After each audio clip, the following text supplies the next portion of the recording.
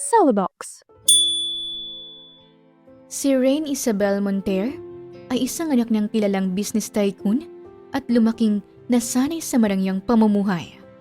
Elegante, matapang, at may sariling mundo. I was just walking fabulously and you? Looking like a walking wet market ruined everything. Samantala, si Dr. William Martinez, isang lalaking lumaki sa isla. Simple, masipag, at may integridad. Sa kabila ng kaniyang respetadong propesyon, marunong siyang lumingon sa pinanggalingan at may puso para sa pagsisilbi sa kababayan. Alam mo, nung nasa med school pa ako, ito talaga ang pangarap ko. Rural mission, quiet service, makakatulong sa mga pasyenteng hindi pa rin nawawalan ng pag-asa sa kabila ng kakulangang pinansyal, pambayad sa mga ospital. Paano nga ba magkakasundo ang dalawang taong magkaibang mundo? Isang babaeng ayaw na hihirapan at isang lalaking sanay sa putik ng tunay na buhay. Magiging daan kaya ang isla kung saan sila magtatagpo para sa panibagong simula? Ating tunghayan ang isa na namang kwento ng pag-ibig na inihahandog sa inyo ng Tales of Siren.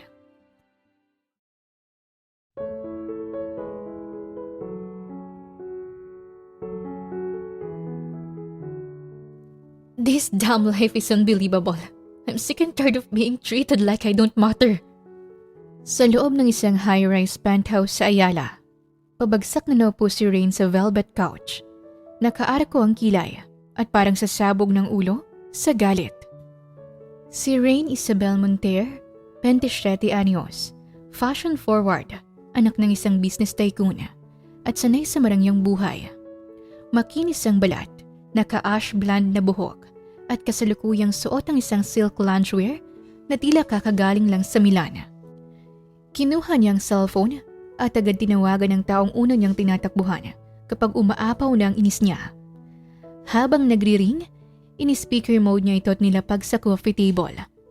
Sumimsim muna siya ng wine habang naghihintay na sagutin ang tawag at napatingala siya sa kisame. Pilit pinapakalma ang sarili.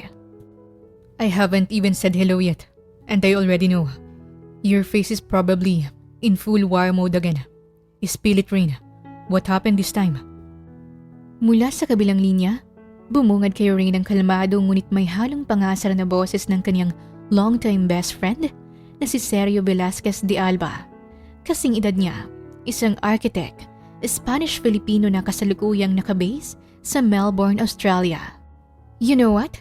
Kung gaano ako kayaman, ganun naman kakupad magtiwala si Dad sa akin. Nakakainsulto talaga. Singhal niya na hindi makontrol ang sarili. Oh, here we go again. Did he shut down your pitch? He didn't even let me finish it. He just looked at my proposal and said, maybe next year. Next year, seryo. And take note ha, wala pang kasiguraduhan yon. Ano ako, laruan na kailangan pang pindutin ng control button bago makagalaw? Natry mo na bang hindi mag-tantrums every time na gusto mong ipaglaban ang opinion mo? I know you, Rain. Napairap si Rain habang sumisimsim ng wine. It's not a tantrums. It's called asserting my existence. There's a difference. There's also a difference between asserting and blowing 5 million pesos on a yacht party with flying swans and hologram dolphins. Maririnig ang mahinang pagtawa ni Sergio matapos yung sabihin. Napahawak naman si Rain sa sintido at nilapag ang wine glass. Excuse me, that was for mental health. For yours or the swans? Look, I'm just saying, maybe your dad has a reason. The only reason he has is his own ego. Iniisip niya na porket babae ako, hindi ko kaya magpatakbo ng negosyo. That's sexist, outdated, and ridiculously prehistoric. Tumayo siya at naglakad papunta sa glass window. Pinagmamasdan ng skyline. At sa mga daliri niya ay nilalaro ang mamahaling hikaw. You know me, Sergio. The moment someone says I can't do it, I do it twice or even thrice. In heels with a flawless cat eye. Napahagalpak ng tawa si Sergio mula sa kabilang linya, kaya iritableng inilayo ni Rain ang cellphone sa may tenga. Oh, I know you. And that's what terrifies me. Watch me. I'm going to prove to Dad that I'm more than just a pretty face. Basta wag mong susunugin ng buong Maynila habang ginagawa mo yan, okay? No promises. Mabilis niyang pinitay ang tawag matapos niyang marinig ang muling pagtawa ni Seryo. Dang it. Kaibigan ko ba talaga yon? Tumawag nga ako para may kakampi man lang pero mas lalo akong inasar. Umirap siya, sabay balik sa couch at nilagok ang wine. Ilang minuto siyang natahimik. Hindi dahil naupos na ang inis niya, kundi dahil nag-iisip siya. Maya-maya bigla siyang napatayo na parang may isang idea na biglang sumiklab sa isip niya. Dali-dali siyang pumunta sa study area. Kinuha ang kaniyang iPad at binuksan ang planner app. Ilang swipe, ilang tap, at sunod-sunod na messages ang ipinadala niya sa production team, sa stylist, at maging sa mga kilalang event designers na nakabase pa sa Europe. Kung ayaw niyang pakinggan ang pitch ko sa negosyo, bibigyan ko siya ng dahilan para hindi niya ma-ignore ang pangalan ko. At pagkatapos nito, I'm pretty sure bibigyan niya agad ako ng mataas na posisyon sa kumpanya. Bahagya siyang napangiti habang nilalaro ang stylus pen sa mga daliri niya. At doon nagsimula ang mga araw na walang tulugan para kay Rain. Wala siyang paalam sa kanyang ama. Basta lang siyang palihim na nag-organisa ng isang event. At eksaktong 2 linggo mula nang maisip niya ang plano. Isang luxury charity fashion gala ang idinaos niya. Ipinatayo niya ang isang floating glass runway sa ibabaw ng isang private leisure lagoon sa loob ng kilalang water estate resort. May drone light show na tila Aurora Borealis, imported ice sculptures na inukit pa ng isang Italian artisan, at mga celebrity guests na parang galing pa sa red carpet ng Cannes. Standing tall at the center of attention, si Rain mismo ang host ng kaganapan. Nakasuot siya ng evening gown na gawa ng isang designer mula sa Paris. Welcome to a night that dares to redefine elegance and philanthropy. Tonight isn't just about fashion or luxury. It's about purpose. We're here not just to showcase style, but to make a difference. Masigla niyang bungad sa pagsisimula ng event. Pinalakpakan siya. Sunod-sunod na flash ng mga kamera at lahat ng matay nakatutok sa kanya. Makalipas lamang ang ilang sandali, formal nang nagsimula ang show. Samantala, sa pinakatuktok ng palapag ng isang high-rise building, mabilis na tinungo ng executive secretary ang opisina ni Senyor Felipe Monter, ang ama ni Rain at kasalukuyang CEO ng Monter International Corporation. Sir, kailangan niyo pong makita to. Tungkol po ito kay Miss Rain. Hinihingal na pahayag ng sekretarya. Kaagad namang napatingin si Senyor Felipe sa hawak-hawak nitong tablet. Look sir, basahin niyo tong headline. Monter Heiress hosts 10 million luxury charity fashion gala with floating glass runway. Pagkakita pa lang sa headline ng isang news, bigla na lang napatayo mula sa kinaupuan si Senyor Felipe. What on earth has gotten into her head this time? Singhal ni Senyor Felipe. Nagitgitan ng mga ngipin nito at kumuyom ang kamao sa galit. Sa loob ng penthouse ni Rain, tanging ang tunog ng TV mula sa isang entertainment channel lang maririnig. Isang influencer model ang nalaglag sa tubig habang rumarampa sa isang floating glass runway. Napahilot si Rain sa kanyang sentido habang pinapakinggan ang news report. Ang nasabing charity gala ay inorganisa ng Monter Heiress na si Rain Isabel Monter. Ayon sa ulat, 3 staff ang nagtamo ng minor injuries matapos magpanik ang ilang bisita. Nahinto rin ang event sa kalagitnaan ng runway segment. Hanggang ngayon ay sinusubukan pa rin ng aming team na hinga ng pahayag si Miss Rain ukol sa "Shut up!" Singhal na Rain at agad na dinampot ang remote at pinatay ang TV. Nakapambahay lang siya ngayon. Oversized na shirt at naka-messy bun. Malayo sa usual glam look niya. Tulad ng inaasahan, hindi na niya maikaila. Nag-trending na ang buong insidente. Ngunit hindi dahil sa charity, kundi sa epic fail na kaganapan ng naging viral content online. I can't believe this is happening. This is so not how it was supposed to go. I did not sign up for this kind of chaos. Nang tingnan niya ang cellphone, sunod-sunod ang notifications, messages, mentions, video repost. May nagsasabing sinadya raw ang pagkahulog para pag-usapan.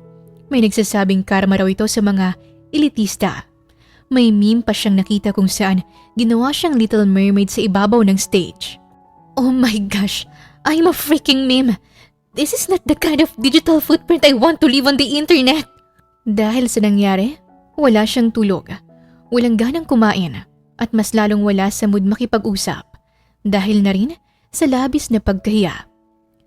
Sa gitna ng kanyang pagka-stress, bigla na lang siyang nakatanggap ng tawag. Kumunot agad ang noo niya matapos mabasa ang pangalan ng kaniyang ama sa screen. Here we go again.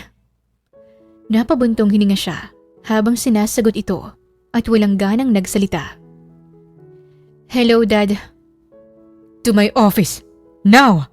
Don't make me repeat myself. Hindi na pinasalita pa ni Senyor Felipe si Rain dahil agad nitong pinatay ang tawag. Kahit alam na ni Rain ang mangyayari, wala siyang choice at agad na pumunta roon. Tahimik ang buong hallway, ngunit ramdam ang tensyon habang mabilis na naglalakad si Rain papasok sa opisina ng kaniyang ama. Nakasunod sa kaniyang sekretary nito na may dalang folder at isang cup ng kape. Pagkapasok pa lang sa opisina, tumambad na sa kaniyang ama na nanlilisik ang mga mata at hindi na maipintang muka. Ito na po ang kape niyo, senyor.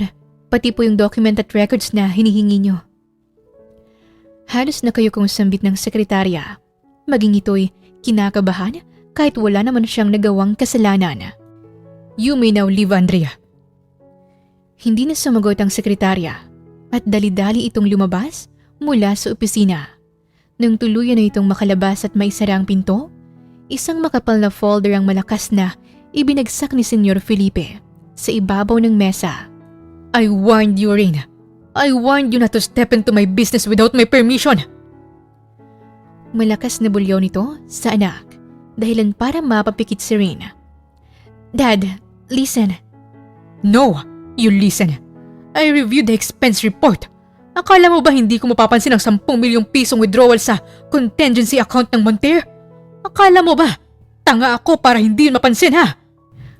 Tumahimik si Rain, tila nabilaukan sa hangin.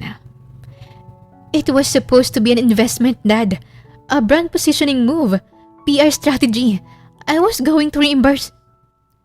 Reimburse what, Rain? With likes? With shares? With embarrassment? Bumuntong hininga si Rain. Baka sa mukha niya ang pagkabigo pero pilit pa ring pinaninindigan ng desisyon. It got attention. That was the point. It was innovative. And what did that innovation cost us? 3 injured staff, 1 viral meme, and our family name on every gossip blog in the country. Isama mo pa yung nahulog na model. Kung hindi dahil sa akin, kung hindi ko nagawa ng paraan, baka kinasuhan ka na. Tumalikod si Senyor Felipe at dumungaw sa glass wall ng opisina. You used company funds without authorization. That's theft, Rain. Kung ibang empleyado ang gumawa nun, matagal ko na silang pinalayas. Napakagat sa labi si Rain. Alam niyang malala talaga ang nagawa niyang pinsala. So, what now? You're going to disown me? Lumingon sa kaniyang ama. Malamig ang titig. No, pero tuturuan kita ng leksyon sa mahirap na paraan. Matapos yung sabihin, ay tumawag ito sa intercom. Andrea, putulin mo lahat ng access ni Rain sa credit, debit, at kahit anong uri ng corporate card. Kanselahin mo rin ang mga nakaschedule niyang flight papuntang Australia at New Zealand. At dalhin mo sa akin ang property report ng resort natin sa Palawan. Wait, what? Papahirapan mo talaga ako ng ganito, Dad? Gilalas ni Rain. Napatayo pa siya mula sa kinaupuan. Stop with your drama. You're going home. Home? You mean... No. Not that place. Please, not that resort. Why not? Doon ka nababagay. Sa Monter Seaside Resort. Yung lagi mong tinatawag na boring at hindi mo ka-level. Ang parehong resort na 3 taon ang palugi. Parang pinatapon ako sa liblib na ghost town kapag doon mo ako dinala, Dad. Walang signal, walang decent coffee, at walang aircon sa mga kwarto roon. Exactly. Dad, parang awa mo na. Ayoko ron. Mangiyak-ngiyak na pagmamakaawa ni Rain, halos lumuhod na siya sa harap ng kaniyang ama. Lumapit naman sa kanya ng husto si Senyor Felipe. Tikom ang bibig, pero matalim ang titig. You want to prove yourself, right? Then, ibibigay ko sa'yo ang gusto mo. Turn that resort around. Make it profitable. Make it known. Then we'll talk. Until then, welcome to the real world, Iha. Natahimik si Rain. Tila napapaisip. Gaano katagal? Hanggat kinakailangan. Makakabalik ka lang dito kapag nakabangon ang resort na yun nang dahil sa pamumuno mo. Umiling si Rain. Hindi makapaniwala. This is abuse. This is responsibility. Isang bagay na kailangan mong matutunan. Or should I say, face the consequences of your stupid actions. Matapos ang kanilang pag-uusap, ay muling bumalik si Rain sa kanyang penthouse. Laylayang balikat at parang nagluluksa. Nakatulala lang siya habang nakatingin sa kisame. Tila pinuproseso sa isip ang kanyang sasapitin. Maya-may kinuha niya ang cellphone at dinayal ang numero ni Sergio. Wow, that was fast. Let me guess. Did your dad promote you to CEO already? Or ban you from entering the company? Bungad sa kanya ng kaibigan na parang mga-asar na naman. Kaya pakiramdam niya ay maling desisyon na tinawagan niya pa ito. Mas malala pa. Congratulations to me. I've just been deported sa probinsya. What? What do you mean deported to the province? What happened? Well, aside from becoming a full-blown national embarrassment and turning myself into a viral aquatic disaster, Dad just cancelled my flights, cut all my cards, and basically told me to go save our dying resort in Palawan. Oh no, not the Montero Seaside Resort. The horror. Lots of mosquitoes.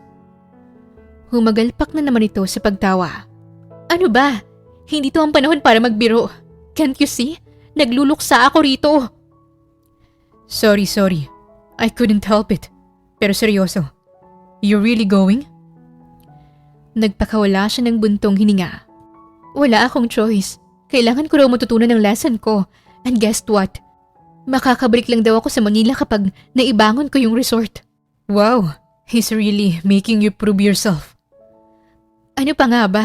Welcome to the real world daw. Sabi niya, more like welcome to Jurassic Park eh. Well, look on the bright side. Maybe there's a hot island guy waiting to change your life. Seriously? Yan ang advice mo? Gusto mo bang palakpakan pa kita?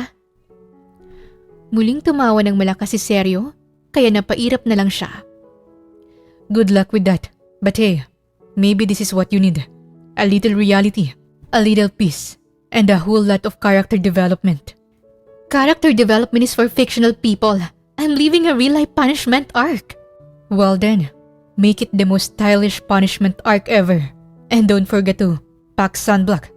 Ayoko makita ka na parang sunog na isda kapag natuloy ka na rito sa Australia. I hate you. No, you don't. Now go. Fix that resort. Make your dad eat his words. And call me when you find your local coconut vendor soulmate. Ah! Bye, asshole. Tumatawa pa ang kaibigan ng patayin na niya ang tawag. Kainis, ba't ko pa kasi tinawagan yon? Makalipas ang ilang araw, natuloy na nga siya pauwi sa Palawan. Sa loob ng sasakyan, tahimik lang si Rain, nakatitig sa labas ng bintana habang dumadaan sa mga probinsyang tanawin. I can't believe this is my life now. From penthouse to probinsya. Makalipas ang ilang oras na biyahe mula sa Maynila, huminto ang itim na SUV sa harap ng isang bakod na may kupas ng signage ng Montero Seaside Resort. Kalahati ng mga letra ay either nabura na o wala na talaga. Nakasabit pa ang isang lumot kupas na welcome banner na tila mula pa sa nakaraang dekada. Ngunit ang kalahati nun ay nakatiklop at may bahagyang punit pa sa gilid. Bumaba si Rain mula sa sasakyan. Suot niya ang cream-colored blazer, silk inner top, at high-waisted tailored pants. Sinamahan pa ng ivory stiletto heels na may gold detailing. May suot din siyang designer sunglasses at may clutch bag na parang hindi pang resort kundi pang fashion gala. Itinaas niya ang sunglasses at sinilip ang paligid. Oh my gosh! Is this a horror movie set? Parang abandoned theme park. Tahimik ang paligid. Walang background music. Walang staff na masiglang sumasalubong. Ang naririnig lang niya ay ang mga hampas ng alon sa malapit na baybayin. Pagkapasok niya sa receiving area, ang tunog ng isang lumang sailing fan na bahagyang umiikot ngunit tila'y kinulang sa langis ang una niyang napansin. Ilang saglit lang ay lumapit si Lolo Miguel mula sa gilid. Nakasombrero ito, may puting buhok at bahagyang kuba na. Suot ang lumang button-down shirt na may mga mantsa ng grasa, khaki shorts at tsinelas. Halatang may mga langis pa ang kamay nito at ang balat nito ay kayumanggi at sunog na sa araw. Sa edad na 67, pansin na ang labis na katandaan nito kesa nung huli itong makita ni Rain. Aba, ang prinsesa ng Maynila, bumaba sa trono. Welcome home, iha. Nakangiti at pabirong bungad ni Lolo Miguel. Napasinghap naman si Rain. Lolo, bakit po parang mas malala pa to kaysa sa naalala ko nung huling punta ko rito? Kasi iha, matagal na rin hindi naayos. Alam mo namang palugi na ang resort. Kakaunti na lang ang dumadayo. At ako, matanda na. Hindi ko na kayang pangunahan ang lahat dito. Habang naglalakad sila sa loob, napansin ni Rain ang ilang staff na parang wala sa mood. Ang receptionist ay mukhang inaantok at dalawang tauhan ay nagwawalis ng mga tuyong dahon at may lumang vending machine sa gilid na walang laman. Ang paligid ay may mga cobwebs na hindi pa naaalis sa sulok ng kisame at ang hallway ay amoy lumot alat dagat. This is beyond disappointing. It's a full-blown nightmare in daylight. Dismayado at sarkastikong bulong niya sa kawalan. Hindi alam na rin kung saan magsisimula, kaya naisipan na lang niyang mag-inspeksyon sa paligid. Pilit niyang nilalakad ang batong pathway kahit hirap na hirap sa kaniyang matulis na stilettos. Bakit ko ba naisipan magsuot ng heels sa ganitong lugar? Reklamo niya sa sarili. Mahirap mang naka-heels, tiniis na lang niya dahil ayaw naman niyang magpaa. Sa pilit niyang paglalakad, biglang napako ang takong niya sa isang parte ng pathway na malambot ang lupa. Bago pa siya makabalanse, natapakan na niyang nakausling kahoy, dahilan para bigla siyang matumba. Tuwid ang bagsak, pero sa halip na dumiretso sa lupa, nasalo siya ng dibdib ng isang lalaking pawisan at may pasang-pasang balde ng isda. Ew! Oh my God! Get off me! Bahagya niyang naitulak ang lalaki, dahilan para mawala ng balanse ang hawak nitong balde. At ilang patak ng tubig ay diretsyong tumalisik sa designer pants niya. Inis na inis siya habang sinusuri ang kasuotan. My God! Do you even know how much these pants cost? You threw fish juice on a Dior! Singhal niya sa lalaki. Napakamot naman sa ulo itong binatilyo. Hindi po yan fish juice, ma'am. Fish sparkling soda po yan. Joke ba yon? Mukha ba akong nakikipagbiruan sa'yo? Galit na galit, gustong manakit. Chill lang, ma'am. At saka, kayo po yung bumangga sa akin. Katuwiran nito na lalong nagpainit sa ulo ni Rain. Excuse me? Are you blaming me? I was just walking fabulously and you, looking like a walking wet market, ruined everything. Di yung isda na lang ang sisihin natin. Ano, okay na ba yun? Kung hindi pa rin sapat sa'yo di pasensya na po, ma'am. Kung gusto nyo, ako na pong maglalaba. Touch these pants and I'll personally have you arrested. Napangiti ng bahagya ang binata. Arrested agad? Ano namang kasong isasampa mo sa akin? Natalsikan ka nga lang naman ng isang patak ng tubig. Napaisip naman si Rain. Kahit ano, like, for fashion violence. Tuloy nang hindi napigilan ng lalaking malakas na pagtawa dahil sa naging sagot niya. How dare you laugh at me? You're drenched in sweat, smell like sun and fish, and still had the nerves?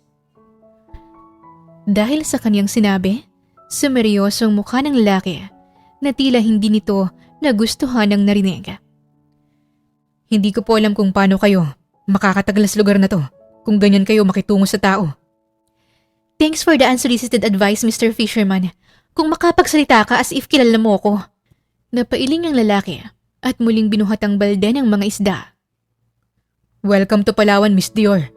Masasanay ka rin dito. Umalis na ang binata habang inaayos ang balde ng isda sa balikat nito. Naiwan si Rain sa gitna ng pathway. Hawak ang basang parte ng pantalon at parang gusto niyang lumubog sa lupa. I'm in hell. Bulong niya. Nagpipigil ng luha at galit. Kinabukasan, sa kalagitnaan ng masarap na tulog ay nagising kagad si Rain dahil sa sunod-sunod na katok sa pinto ng lumang staff quarters na pansamantala niyang tinutuluyan. My God! What's happening? Para naman akong ginigera dito. Mabilis siyang napabalikwas mula sa pagkakahiga at dali-dali niyang dinampot ang kaniyang cellphone. What the heck? 3:00 pa lang ng umaga. Bakit sinisira nilang tulog ko? Singhal niya sa kawalan. Ngunit nagpatuloy ang malakas na katok kaya wala siyang nagawa kundi pagbuksan yon. Ikaw? Napasigaw si Rain sa gulat nang makita niya ang pamilyar na mukha ng lalaking nabangga niya kahapon. Ngiting-ngiti ito habang pinagmamasdan ang gulat niyang reaksyon at ang gulo-gulo niyang buhok. Dahil ron ay muli niyang sinara ang pinto at napasandal sa likod nito. Nananaginip lang ba ako? Anong ginagawa ng lalaking yun dito? Ouch! My face! Napadaing na lang siya matapos sampalin ng sarili para kumpirmahin kung nananaginip ba siya. Hoy, Miss Dior, lumabas ka na dyan. Napasabunot na lang sa sariling buhok si Rain nang muling kumatok ang lalaki. Akma na sana niyang bubuksan ang pinto nang ma-realize niyang nakasando lang pala siya, kaya dali-dali siyang nagbihis bago ito muling binuksan. Ano bang problema mo? Ang aga-aga, nambubulabog ka. And what are you doing here, ha? Wait, don't tell me you're planning something creepy. Or worse, you're going to take advantage of me. Anong pinagsasabi mong take advantage dyan, ma'am? Mas creepy ka pa nga kasi kung ano-anong pumapasok dyan sa marumi mong utak eh. Dami mong sinabi. Ano bang kailangan mo? Gusto ko nang bumalik sa pagtulog. Gosh! Anong matutulog? Ginising kita para sabihin sa'yong kailangan mo na magtrabaho. Nalaglag ang panga ni Rain sa narinig. What? You must be kidding me, aren't you? 3:00 pa lang ng madaling araw. Gusto mo na akong magtrabaho? Hindi pa man nakakasagot ang lalaki. Bumukas ang isang pinto sa dulo at pumasok mula roon si Lolo Miguel na may dalang termos at kaping barako. Iha, kailangan mo na talagang gumising. Simula ngayon marami na tayong aayusin dito. Panahon na para muling buhayin ang resort na ito. Wika ng kaniyang lolo. Di ba po magmamanage lang naman ako rito? So I guess, okay lang naman kung mamayang 8 or 9 ako gigising. That's what Dad told me the last time we talk about it. Pero tumawag sa akin ng tatay mo kagabi, Iha. Kailangan mo raw matutunan lahat ng gawain dito ng mga ordinaryong staff. Agad na napailing si Rain. You've got to be kidding me, Lolo. Hindi ako nagbibiro, Iha. Habilin nyo ng tatay mo. Kailangan mong matutunan lahat ng gawain dito sa resort para raw alam mo kung paano pamahalaan ang negosyo mula sa pinakasimpleng trabaho hanggang sa mga komplikado. But Lolo? Walang pero-pero, Iha. Kung hindi ka susunod, baka kailanganin ko na lang sabihin ng tatay mo na ayaw mong makisama. Sige ka, baka hindi ka na talaga niya pabalikin sa Maynila. Napabaling si Rain sa lalaki nang bigla itong tumawa. Nang samaan niya ito ng tingin, agad namang nagpatay mali siya ang lalaki. Nakakainis ka, Lo. I thought you loved me. Bakit po hinahayaan niyo lang si Dad na pahirapan ako ng ganito? Balik niya sa kanyang lolo. Napabuntong hininga naman ang matanda. Oo naman, Iha. Mahal kita.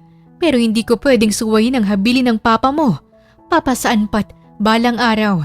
Maintindihan mo rin na para sa'yo itong ginagawa namin. Natahimik si Rain. Hindi niya lubos maintindihan kung bakit kailangan niya itong pagdaanan. Sige na, Iha. Kailangan na nating magsimula. Isa pa, wala ka namang dapat ipag-alala dahil nandito naman si William para gabayan ka.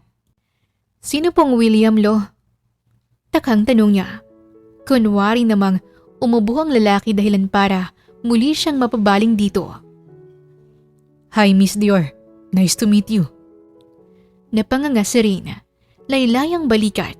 Tila dismayado sa nalaman. Wala na po bang ibalo?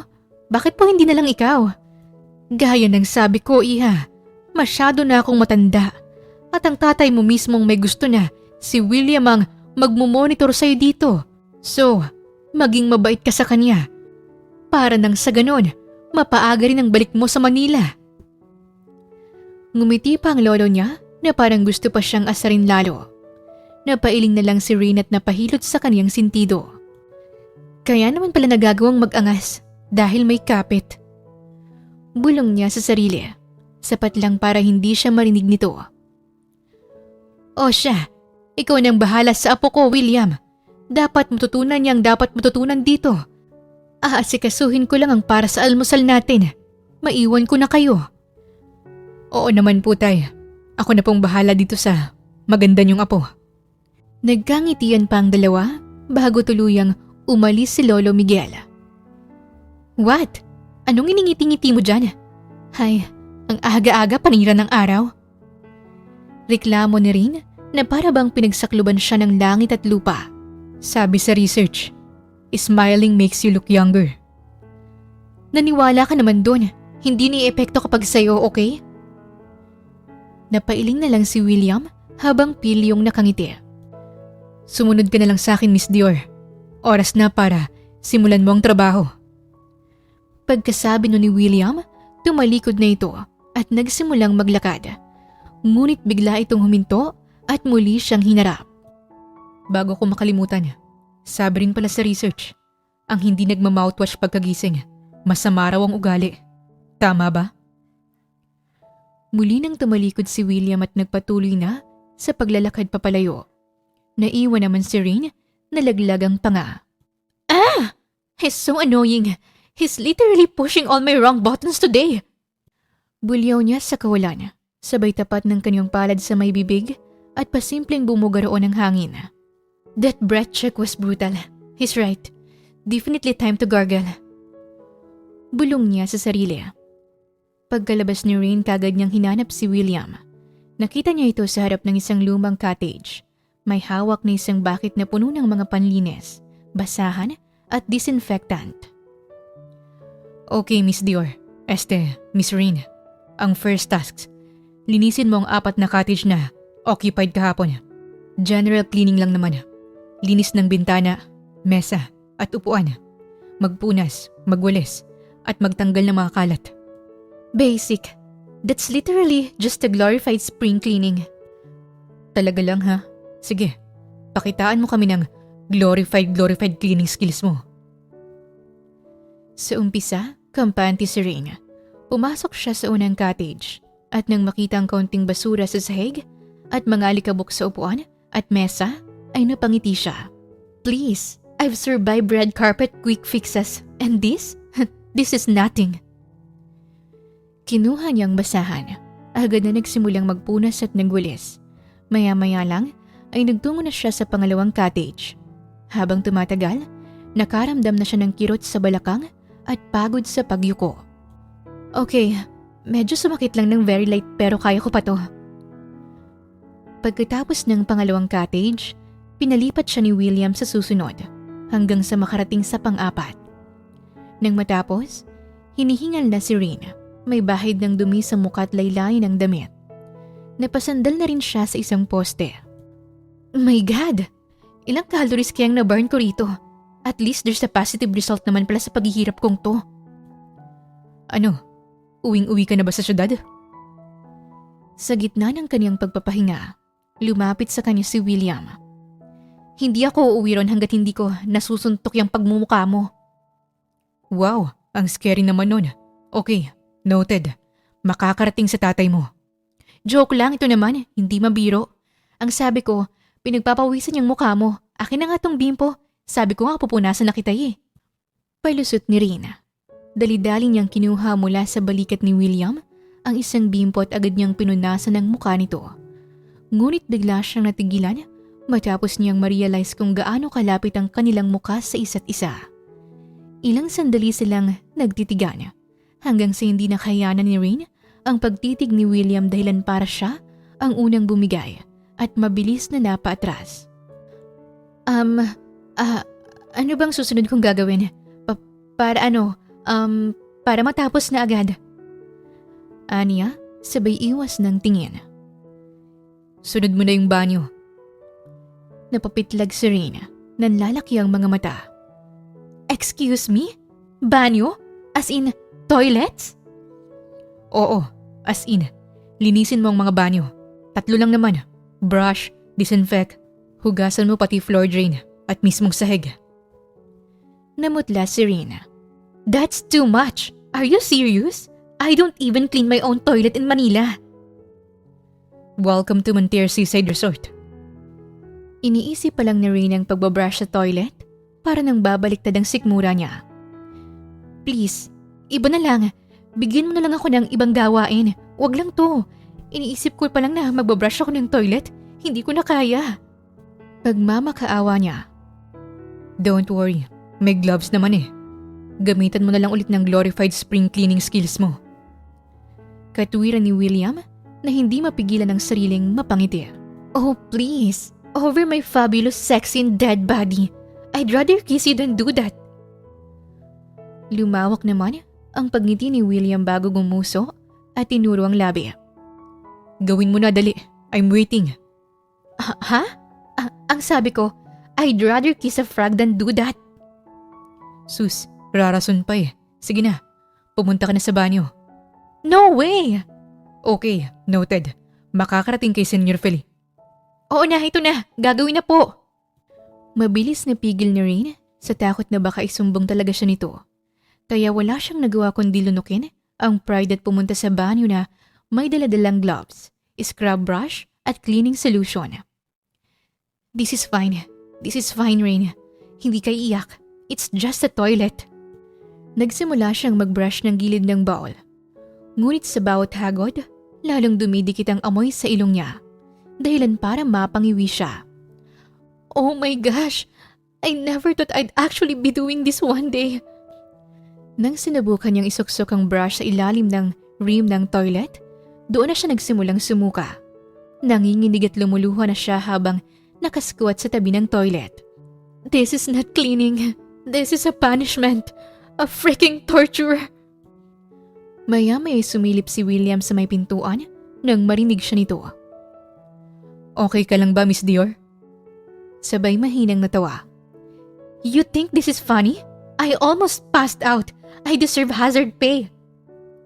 Hazard pay? Hindi ka pa nga empleyado rito. Trainee ka pa lang. Trainee? Baka nakakalimutan mong anak ako na may-ari nito. Hindi no. Pero baka nakakalimutan mo rin na dapat kang maging mabait sa akin. Pagkasabi nun, umalis na rin agad si William. I hate this place. I hate this job. I hate that fisherman. Napayuko si Rina. Muling bumulong sa sarili at napaluha. Maya-maya, lumabas na si Rina. Pawisan, may bakas ng luha sa pisngi at mabigat ang paglalakad. Si William naman ay nakahabang at diretsyong nakatitig sa kanya na nakangiti. Tapos na po ako, sir. Not yet. May 2 pang banyo, di ba? Napatingin si Rain dito ng masama. I will sue you in my dreams. Singhal niya sa binata bago siya tumungo sa pangalawang banyo. Naiwan naman si William na unti-unting nawala ang ngiti sa mga labi at napalitan ng pagkaawa para sa dalaga ang mukha nito. Kinabukasan muling gumising si Rain na tila ba panaginip ang hirap at pagod na kailangan niyang pagdaanan sa panibagong araw. Mag-aalas 3:30 na nang bumangon siya. Dala ng trauma sa kahapong karanasan sa mga gawain. Dumiretso agad siya sa mga cottage para gawin ang una niyang task sa umaga. Pagkatapos roon, laylay ang balikat niya habang naglalakad papunta sa banyo dahil ito ang pinakaayaw niyang gawin. Ha? Wait, bakit malinis na to? Pagbukas niya ng pinto sa unang banyo, laking gulat niya nang makita niyang mas malinis pa ito kumpara sa pagkakalinis niya kahapon. Nagkunot siya ng noo. Wala ni isang bahid ng dumi. Ang toilet bowl ay kumikinang pa sa kinis. Ang sahig ay bagong map. May amoy pa ng disinfectant sa hangin. Baka hindi lang talaga ito nagamit kahapon. Pero imposible. Nakita ko mismong may pumasok dito eh. Ang dumi-dumi pa nga ng paanong isang pumasok dito. Ngunit nang suriin niya ang pangalawa at ang pangatlong banyo, malilinis na rin ang mga ito. Sino kayang naglinis nito? Si William kaya? No way. I doubt it na maglilinis ang isang yun. Sa kabila nun, masaya siyang naglakad palabas. Bit-bit pa rin ang gloves at scrub brush na hindi na niya nagamit. At least, nakaligtas siya ngayong araw sa pinakaayaw niyang gawin. Paglabas niya ng staff quarters, nadatnan niyang abala si William sa pag-aayos ng isang net sa gilid ng bangka. Hoy, Mr. Fisherman! Lumapit siya rito habang hawak pa rin ang cleaning tools. Oh, Miss Dior. Kumusta naman ang mga banyo? Tapos mo na bang linisan? Sabi na nga ba, hindi maglilinis ang isang to. Ba't pa ba ako mag-i-expect? Sambit ni Rain, ngunit sa isip niya lang yon. Lumapit naman ng gusto sa kanya si William at pinitik siya sa noo. Hoy, Miss Rain Isabel Monter. Ano't nakatulala ka dyan? Tinatanong kita, hindi ba? Napatakip naman si Rain sa kaniyang noo. Aray ko, ano ba? Hindi ko nalinisan kasi dati nang malinis pagdating ko. Explain mo nga. Alam mo ba kung bakit malilinis na yung mga banyo? Hindi ko alam. Baka si Lolo Miguel. Gising na raw siya kanina pa. Like 2 a.m. Baka naawa sa'yo.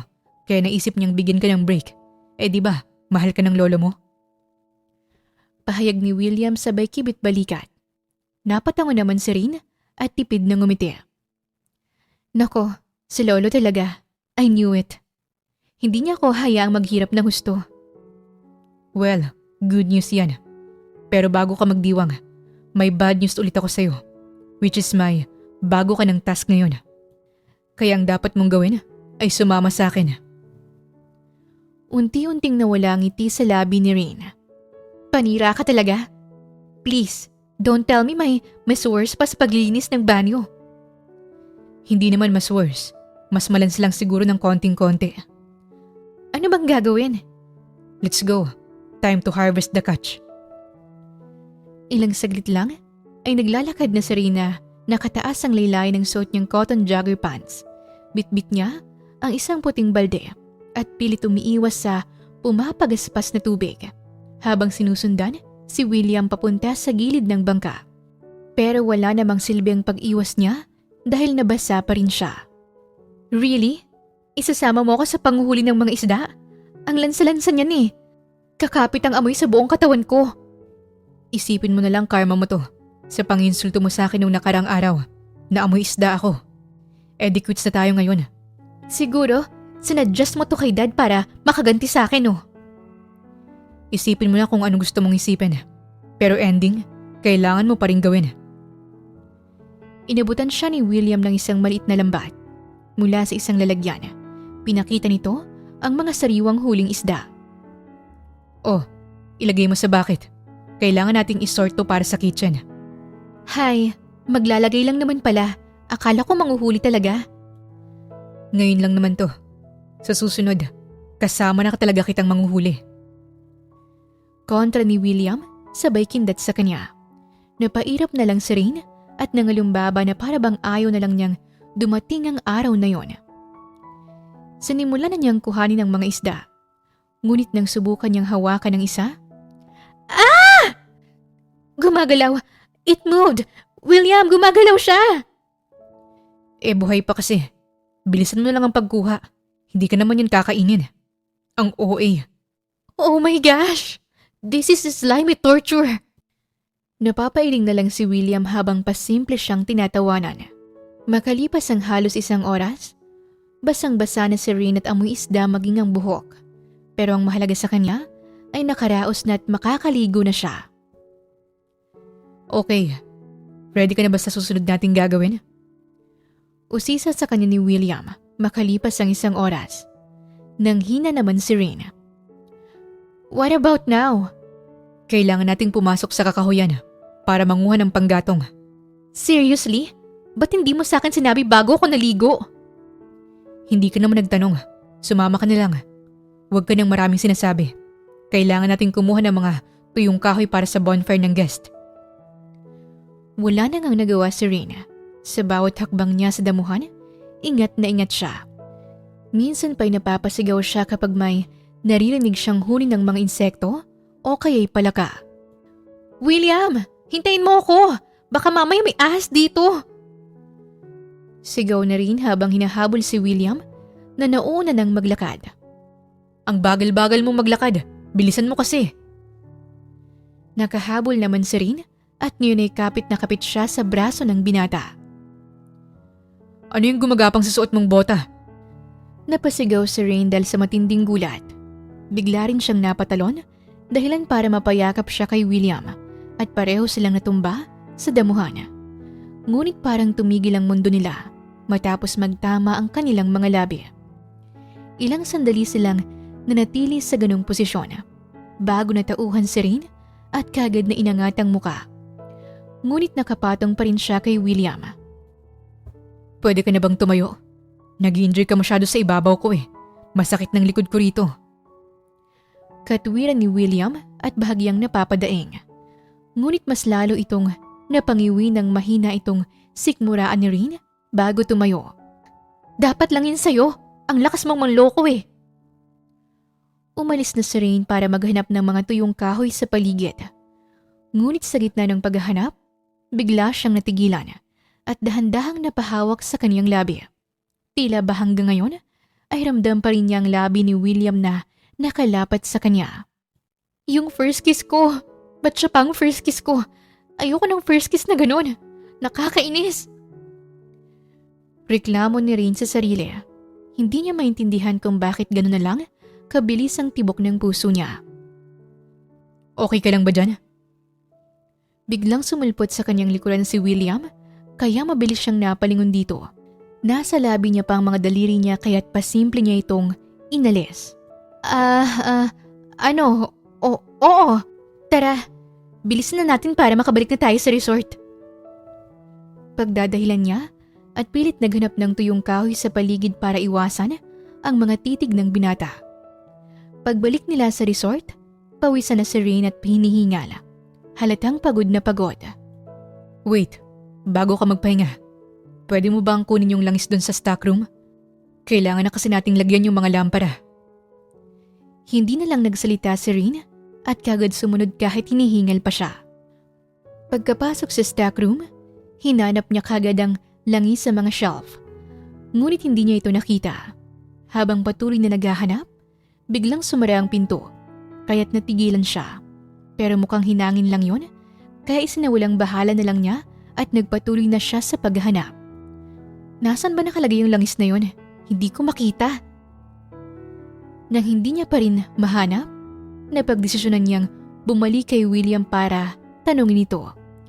Ngunit nang sinusubukan niyang buksan ang pinto, hindi ito bumubukas. Ha? Ba't ayaw mo buksan? Ilang ulit niya pang sinubukan ngunit ayaw pa ring bumukas. William! William! Open this door! Hey! May tao ba dyan sa labas? Pabukas ng pinto, please! Panay na ang pagsigaw at pagkatok na rin para lang marinig siya mula rito. Ngunit wala man lang sumasagot. Kahit anong subok niya ring buksan ang pinto, wala pa ring nangyayari. No. This is not happening. Pilit niyang kinakalampag ang pinto. Ngunit sa pag-iingay niya, isang itim na bagay ang dumaan sa paligid. Oh my God! May daga! William! Help!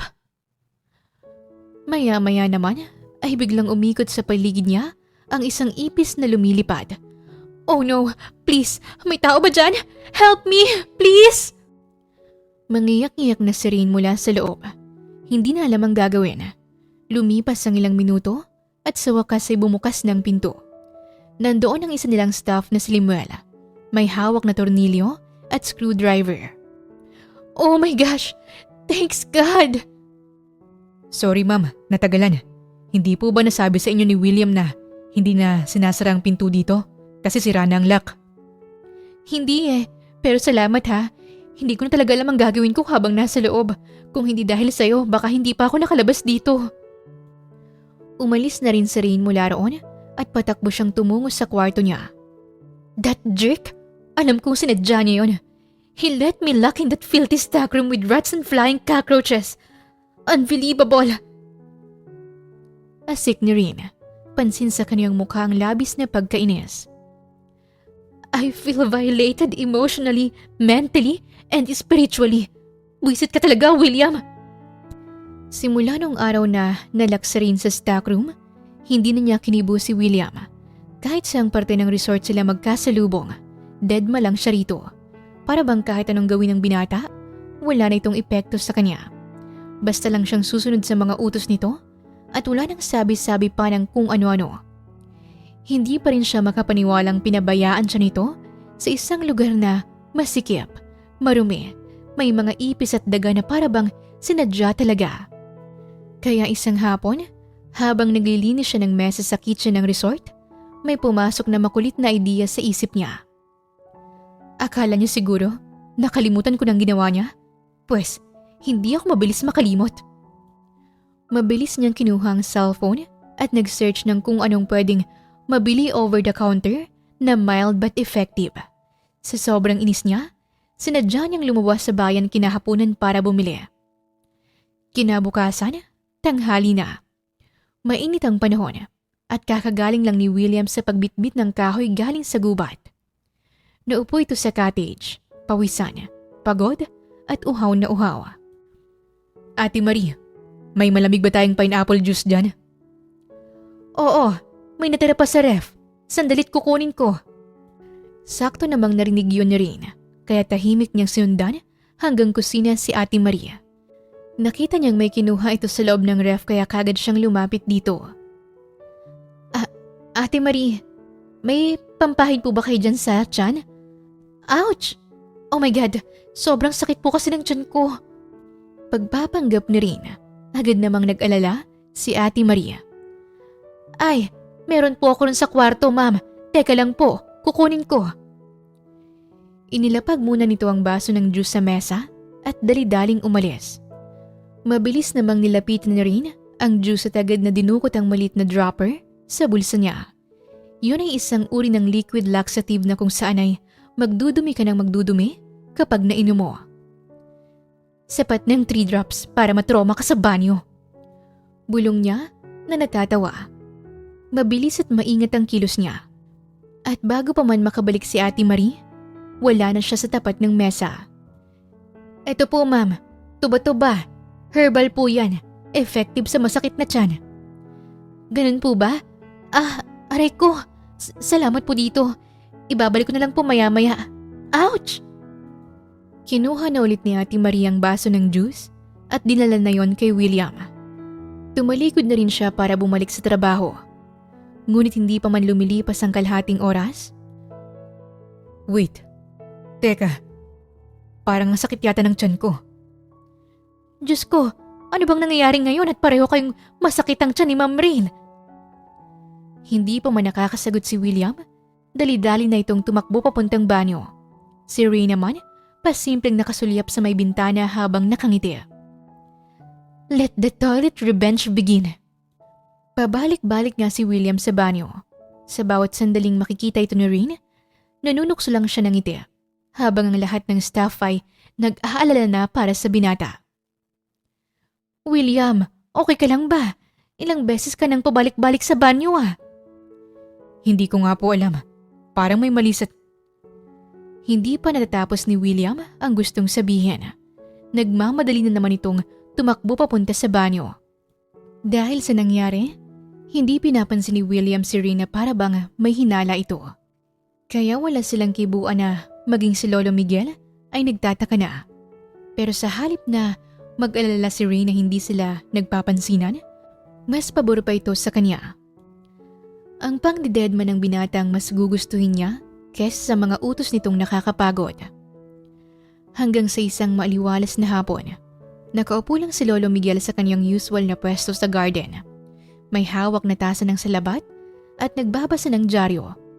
Habang nasa kabilang dulo naman ng hardin, si Rain, abala sa pag-ayos ng mga halaman. Maya-may nagulat na lang si Rain nang bigla siyang may narinig na nahulog. Isang tunog ng tasa na nabasag. Napalingon agad siya at nakita niyang nakadapa na si Lolo Miguel sa sahig. Lolo? Lolo Miguel! Dali-daling nilapitan ni Rain ang matanda. Nanlalambot na ito at hirap huminga. Help!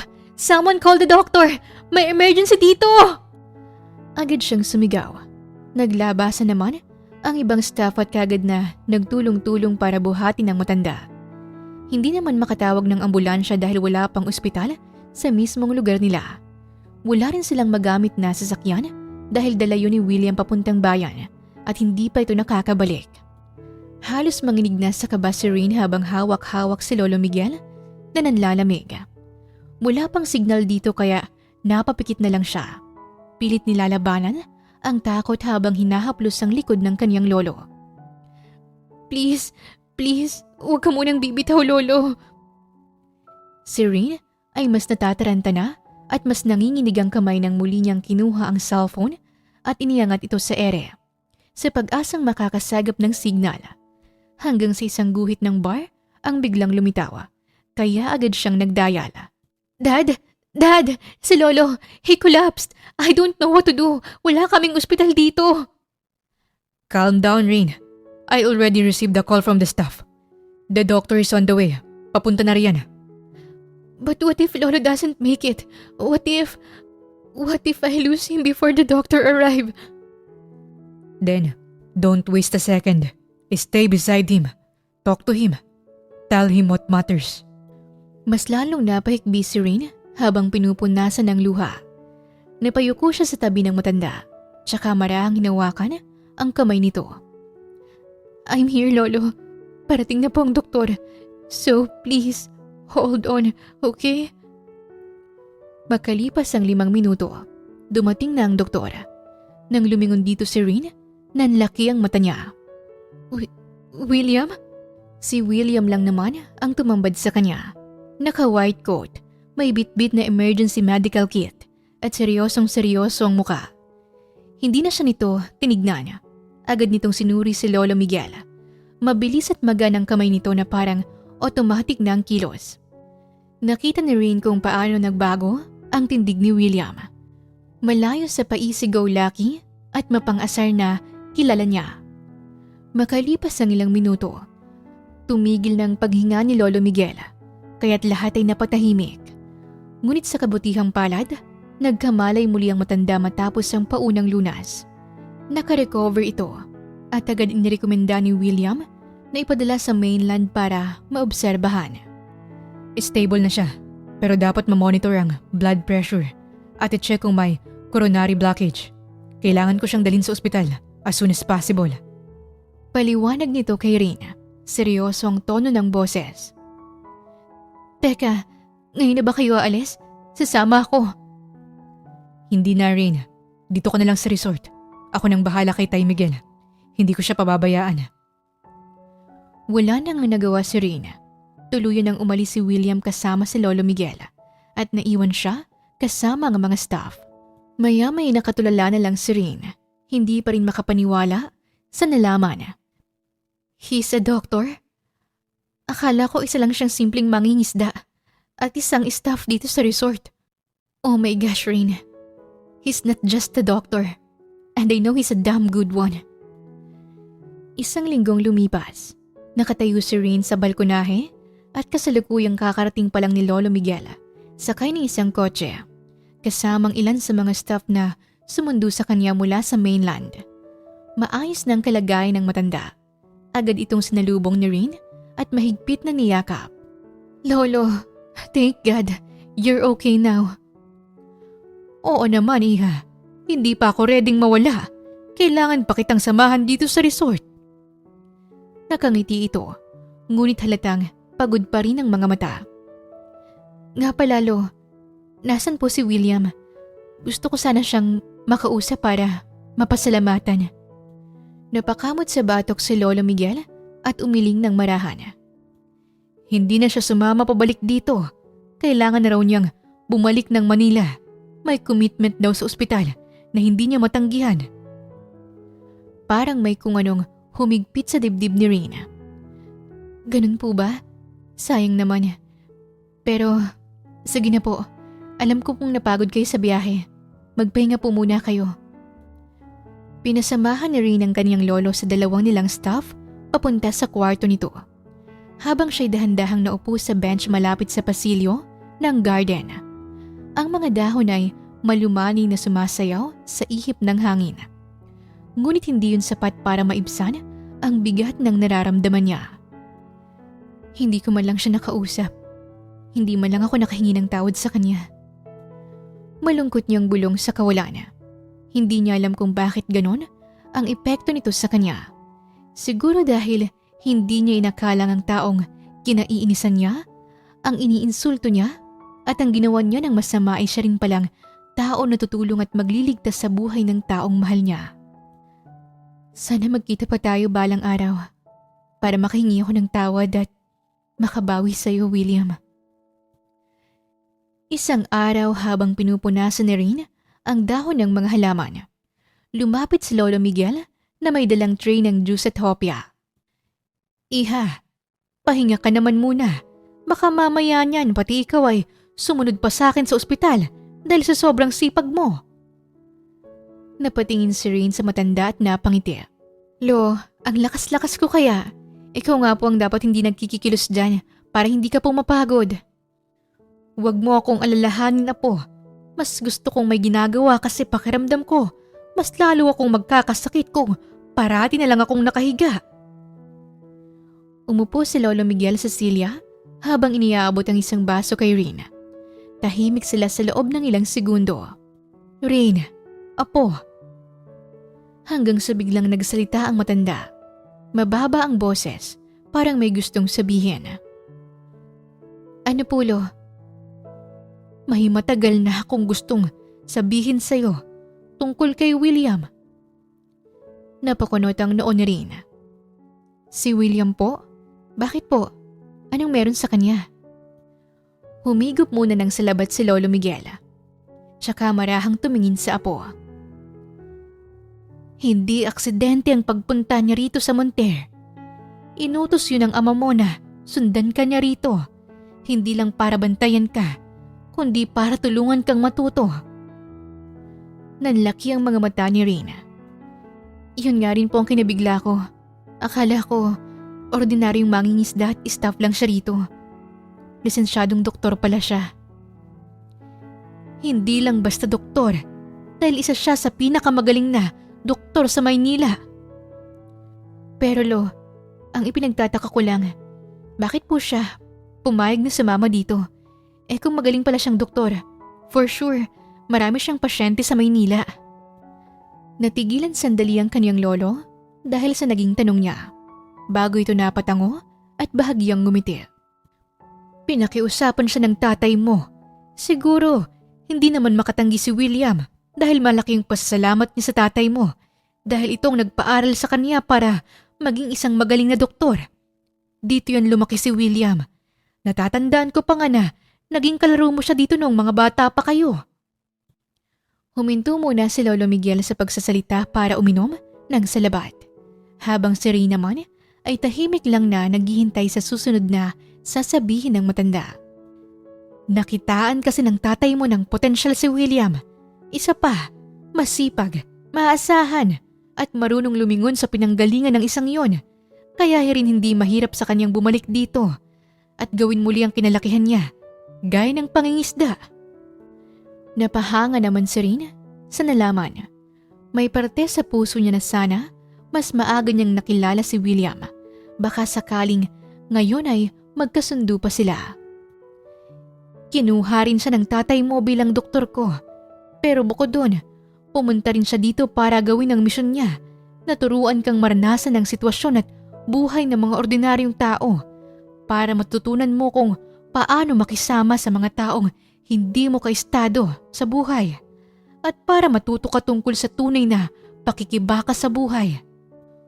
Kung saan lahat ng bagay ay kailangan mong paghirapan bago mo ito makuha. Natahimik muli si Rain. Tila may sumundot sa puso niya. Pero bigla siyang tinamaan ng guilt, ng hiya, ng lungkot. Tila lahat ng emosyon ay sabay-sabay niyang nadama. Unti-unti nang naiintindihan niya rin ang lahat. Naiintindihan na niya kung bakit kailangan niyang mapalago ang resort. Naiintindihan na niya kung bakit kailangan niyang sapitin lahat ng paghihirap dito. Salamat po, Lo.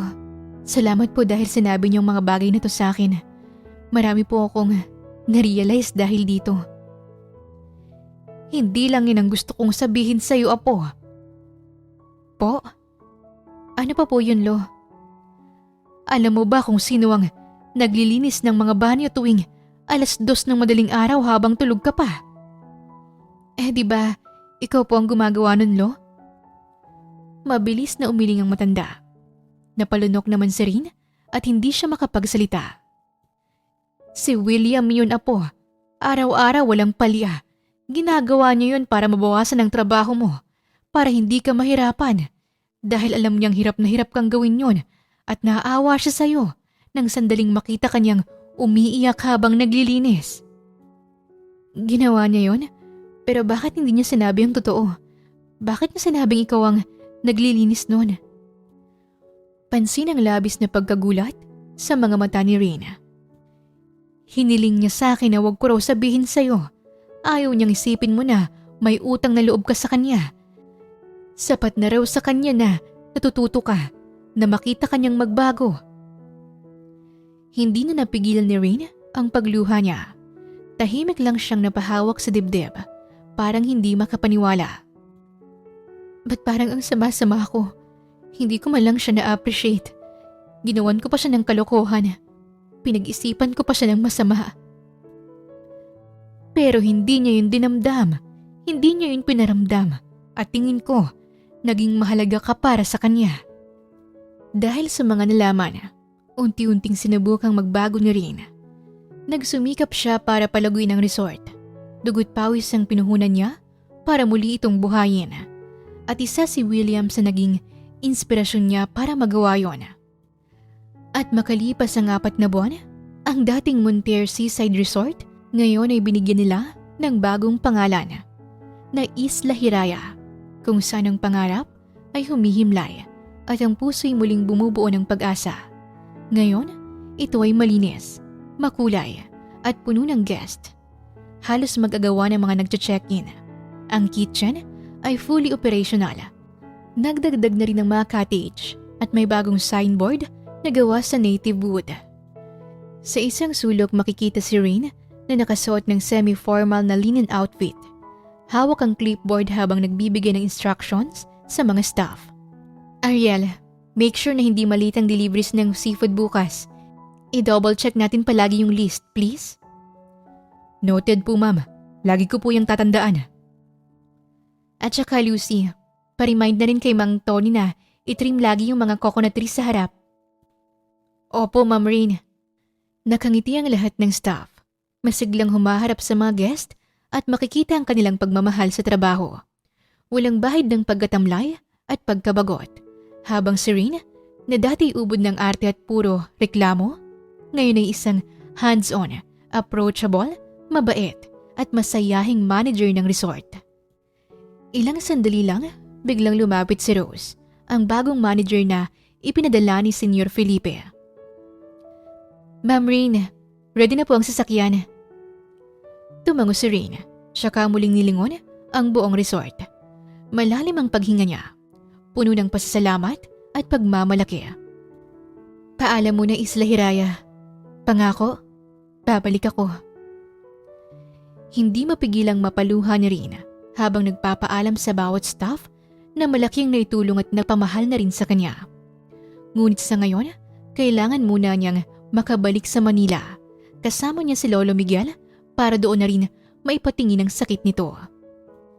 Makalipas ang 1 linggo mula nang makabalik sila sa Maynila, nasa entrance ngayon si Rain ng isang malaking hotel function room na pinagdarausan ng Monter Foundation Medical Summit.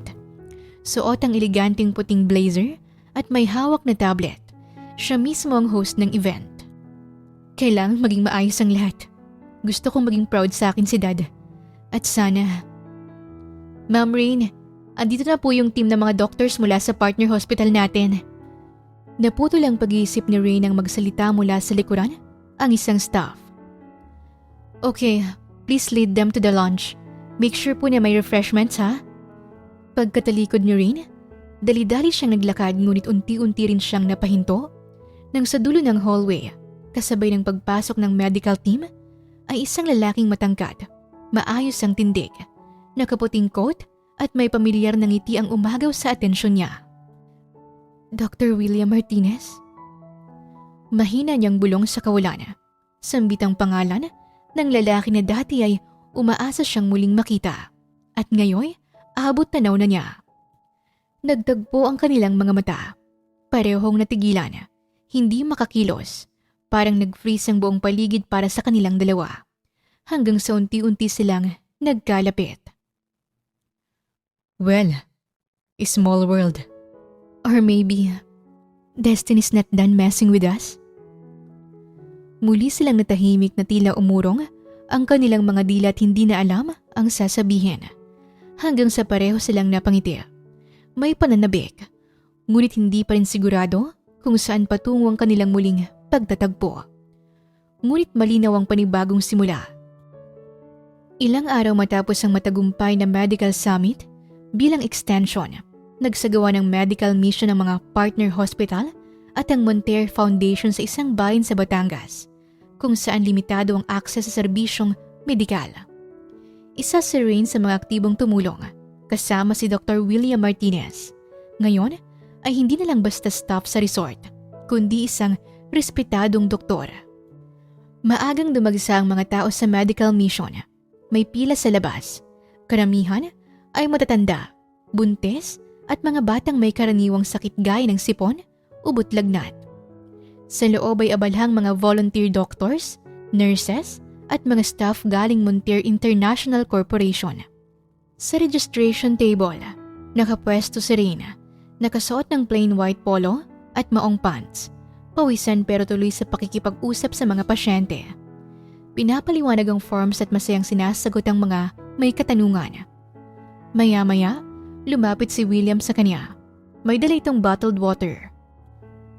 Inom ka muna. Tsaka, pahinga ka rin muna. You've been up since 5. Baka mamaya niyan, ikaw pang maging pasyente. Kung ikaw ang magiging doktor ko, bakit hindi? Biro pa ni Rain. Napangiti naman si William na animoy kinikilig. Sige na, maupo ka na muna dito. I'll ask someone na palitan ka muna sa pag-asikaso sa registration. Sabi ni William, sabay hila na ang isang monoblock para maupuan niya. Thanks, Doc. Pero okay lang talaga ako. Iba yung pakiramdam na nakakatulong ka, di ba? Nakakagaan ang loob at hindi mo mararamdaman yung pagod. I agree with you. Hindi ko nga rin ini-expect na ikaw yung unang mag-show up today. Well, let's just say na I'm not the same spoiled brat you met sa resort. Nakangiting katwiran ni Rain habang nagpupunas ng pawis. Tumaas naman ang kilay ni William at pilyo ring napangiti ng bahagya. Debatable. Pero sige, I'll let it slide. For now. Nagkapalitan sila ng tingin. Sandaling katahimikan ng namayani sa pagitan nila. Parehong may kakaibang nararamdaman na hindi may paliwanag. Lumipas ang mga oras. Ngayon ay nakaupo sila sa may tabi ng puno habang nagpapahinga. Sa di kalayuan, abala pa rin ang ibang volunteers. Si William ay nakaupo sa tabi niya habang may hawak na chart. Siya naman ay may hawak na mga forms para sa susunod na batch na pasyente. Alam mo, nung nasa med school pa ako, ito talagang pangarap ko. Rural mission, quiet service, makatulong sa mga pasyenteng hindi pa rin nawawalan ng pag-asa sa kabila ng kakulangang pinansyal, pambayad sa mga ospital. Sa ganito kasing paraan, malayo sa politika, sa pressure, at media sa Manila. Pagkwento ni William habang tinitignan ng bawat pasyente. Then, why do you leave all this behind? Because dreams don't pay bills. Kaya pinili ko sa Manila kung saan madali ang pera. At kinailangan ko pang patunayan sa mundong sarili ko na kaya ko. Pero being here again, working beside you. Parang nare-remind ako kung bakit ako nagsimula. Natahimik si Rain. Tila may isang bagay na nagpaalala sa kanya. William, alam mo, ikaw din yung dahilan kung bakit ako nagsimulang magbago. Napatitig sa kanya si William. Bahagyang kumunot ang noo, pero hindi nagsalita. Nung una, ang tingin ko sa'yo ikaw yung tipo ng tao na parang walang ambisyon sa buhay. Yung taong kontento na sa malit na mundo at walang mataas na pangarap. But you silently proved me wrong. And I suddenly realized na mali ako. Kasi ikaw pala yung mas may sense of purpose sa ating dalawa. Na habang ako, busy sa pagiging entitled at kumakapit sa Monter na apelido ko. Ikaw, quietly, you were actually changing lives. Huminto siya at humugot ng malalim na paghinga. Tsaka sinserong ngumiti. Ikaw pala yung mas may direksyon sa ating dalawa. You just never needed to announce it. You just show up, do the work, and somehow, you make people want to do better too, including me. Hindi mo man makita kung paano, but you helped me. You didn't just help me change. You also inspired me to become someone I could finally be proud of. Wow, did I just hear that right? Rain Isabel Monter. Actually giving me credit. Siguro, I need to write this down. Baka hindi na maulit eh. Napatawa naman ng mahina si Rain. Huwag masyadong lumaki ang tenga mo, Dr. William. Natawa rin ng mahina si William, tsaka tumingin sa kanya ng seryoso, pero banayad. Joke lang, pero salamat Rain. Marinig ko lang ang mga salitang yan galing sa'yo. That means more than you know. Matapos yun, ay muling nagtama ang kanilang mga mata. Hanggang sa dahan-dahang bumaba ang sulyap ni William, papunta sa kaniyang mapupulang labi at unti-unti nitong inilapit ang muka. Dahilan para mapababa rin ang sulyap na rin sa labi ng binata. Dahil roon ay sunod-sunod siyang napalunok bago pa man maglapit ng husto ang kanilang mga muka. Kagad nang umiwas si Rain at pareho silang napaayos ng upo. Habang si William ay nagkunwari pang umubo. Tara na? Oo, tara na. Baka kailangan na tayo ron. Nauutal na sabi ni Rain. Hindi na niya hinintay ang isasagot ni William at dali-dali siyang tumayo. Ngunit hindi pa siya nakakaisang hakbang nang hawakan siya ni William para pigilan. Mula sa palad ng binata na nakakapit sa kanya, umakyat ang sulyap niya papunta sa mga mata nitong nangungusap. You know, I really enjoyed our conversation earlier. It's been a while since I've felt that relaxed just talking to someone. So, would you like to join me for dinner tonight? My treat, if you're free, of course. Mabilis na napaiwas ng tingin si Rain dahil hindi niya malabanan ang pagtitig nito. Napangiti na lang din siya at hindi makasagot. I'll take that smile as a yes. Sabi ni William sabay tayo mula sa pagkakaupo at akma na sanang maglalakad papalayo. Ngunit muli itong napaharap kay Rain. Before I forget, don't ever say na ako lang ang may direksyon sa ating dalawa. You've come a long way, Rain. Hindi mo lang alam. Pero every time you show up, give your best, and care for people the way you do, it matters. Sinserong pahayag ni William. Hindi ini-expect ni Rain na maririnig niya yun mula rito. You make a difference, and you don't need a title, a spotlight, or anyone's validation for that. Kasi sa mata ng maraming tao, especially mine, you're already becoming the kind of person worth looking up to. Matapos yun, ay tuluyan ng naglakad papalayo si William. Naiwan si Rain na nakatulala at unti-unting sumilay ang ngiti sa kaniyang mga labi. Kinagabihan, naunang dumating si Rain sa isang elegante na fine dining restaurant. Jazz music ang tumutugtog mula sa background at ang bawat mesa ay may dim light at kandilang nakalagay sa glass holder. Dinala siya ng staff sa isang corner table na malapit sa bintana na siyang pinareserve ni William. Naupo siya raw na tahimik na naghihintay sa pagdating ng binata. Suot niya ang isang pastel pink na silk dress at bagamat simple ang ayos ng buhok at makeup, litaw na litaw pa rin ang natural niyang ganda. Excuse me, are you dining alone? Ilang sandali lang, napatingala si Rain ang marinig ang pamilyar na boses ng binata. Nakatayo ngayon si William sa harapan niya. Naka-light beige na tailored linen blazer na binagay ng crisp white shirt na bahagyang nakabukas ang 3 botones. Nakaitim na slacks na lalong nagbigay diin sa tindig niyang tuwid at puno ng kumpiyansa. Hindi may kailan ni Rain ang taglay nitong kagwapuhan. I am, but I don't mind sharing my piece as long as you don't chew too loud. Naintindihan naman ni Rain ang kalokohan ni William kaya't sinabayan niya ito. I promise to behave. Mind if I join you? Mahinang natawa si Rain. Please go ahead. Umupo si William sa tapat niya at iniabot sa kaniyang isang bouquet ng bulaklak. For you, blue hydrangeas. They say it means heartfelt emotions and gratitude. Hindi ka pala mahilig magbigay ng typical red roses, ha? Too common, especially. You're not a rose type. You're more complex. Tumawa si Rain, bahagyang naiilang sa compliment pero halatang kinikilig. Well, that's definitely new. Thank you. Biglang nag-abot ng kamay si William, kunwari ay ngayon lang sila nagkakilala. Dr. William Martinez, renal transplant surgeon with advanced training in cardiothoracic surgery, senior consultant at St. Gabriel Medical Center.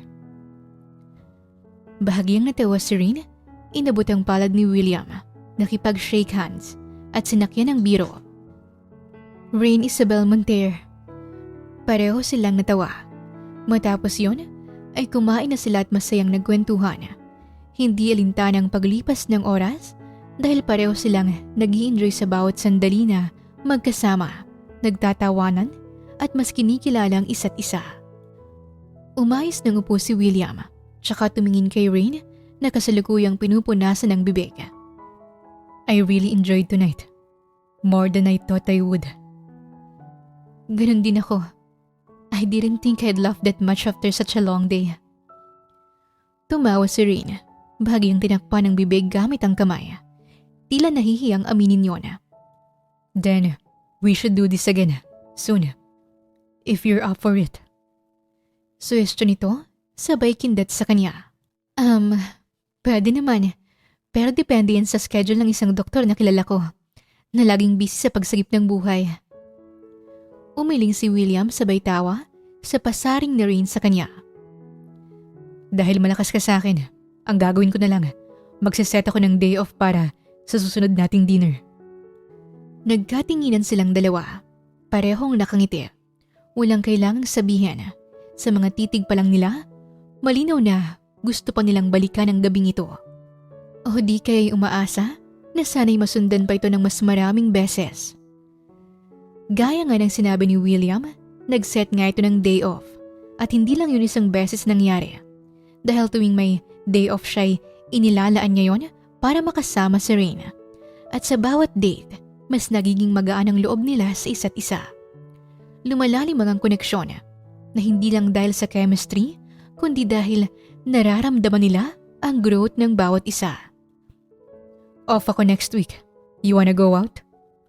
Tanong ni William matapos ang kanilang late night walk. Sure, ikaw bahala. Sabi mo yan ha. Pero saan mo ba gusto? Sa tahimik o sa crowd? Tahimik. Gusto ko yung wala masyadong tao. Just peace. Nang sumunod na linggo, natuloy na nga sila sa kanilang date. Pero ang pinagtataka ni Rain ay dinala siya ng binata sa mall kahit tahimik ang pinili niya at hindi sa crowded places. Ngunit isinawalang bahala na lang yun ni Rain dahil naiintindihan naman niya na sobrang busy ng schedule ni William at baka nawala yon sa isip nito. Dinala siya nito sa sinihan. Ngunit pagkapasok sa loob, nagulat si Rain dahil wala man lang ni isang tao. William, sabihin mo nga kung anong ginawa mo. Ba't tayo lang nandito? Sabi mo, gusto mo ng tahimik. di ba? So, I rented the whole cinema para tayong dalawa lang. You're crazy. Ginawa mo talaga yun? Hindi pa rin makapaniwala si Rain. Napangiti naman ang binata. I did it because I can do anything, especially if it's for you. And yeah, maybe that does makes me crazy. Natigilan na lang si Rain at hindi na nakasagot. Pero matapos niyang marinig yon, naramdaman niya na espesyal din pala siya. Naupo na sila sa bandang gitna ng sinihan. Tahimik ang paligid, maliban sa marahang tunog ng pelikula sa screen. Romance film ang pinapanood nila at sa eksenang ipinapalabas ay isang magkasintahang nagkakabalikan matapos ang mahabang panahon ng pagkalayo. Sa eksena ng pagbabalikan ay tumulo ang luha ng bidang babae habang niyayakap siya ng lalaki. Tingin mo, may ganito talagang love story sa totoong buhay? Napalingon si Rain kay William at tinanong yon. Meron, pero bihira. Kasi hindi lahat marunong maghintay. Hindi lahat handang masaktan at manindigan. Ibinalik ni Rain ang atensyon sa screen para ipagpatuloy ang panunood. Pero ako yung tipo ng tao na willing to wait. Gaano man katagal. Muling napalingon si Rain sa binata nang muli itong magsalita. Pareho sila ngayong nakatitig sa isa't isa hanggang sa marahan, dahan-dahan at parang natural lang na unti-unting lumapit ang mukha ni William sa kanya at hindi na nakaiwas pa si Rain. Tuluyang naglapat ang kanilang mga labi. Hindi ito mapusok, hindi rin mababaw. Isa itong halik na puno ng damdamin. Pagkatapos nun, bahagyang umatras si William, bahagyang nakangiti. I know this is fast and I know you might not be ready yet.